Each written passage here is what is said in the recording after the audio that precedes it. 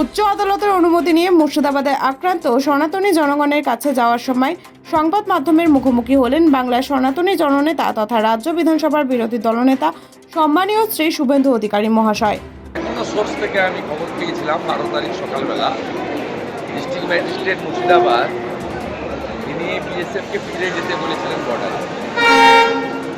আমি সেদিন থেকে লেগে আছি এবং এখন অবধি 584 জনকে আমি বিভিন্ন এনজিওর মাধ্যমে নিজের ডাইরেক্ট সুপারভিশনে তাদেরকে বাড়ি ঘর দুয়ার রিবিল্ড করার জন্য, সংসার পুনঃস্থাপনের জন্য রিলিফ ওয়ার্ক করেছি।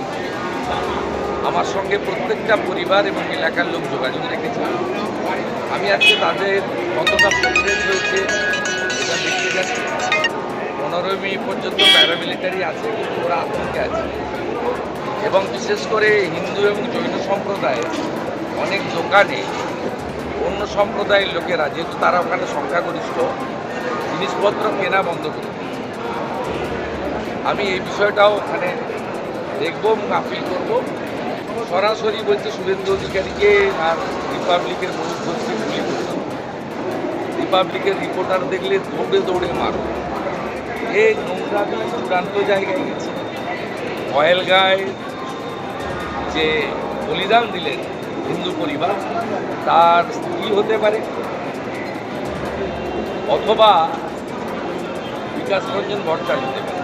এই যে নোংরা কালচার, এটা তৃণমূল কংগ্রেস, ভাইপো এবং তার টিমই বাংলাতে আমদানি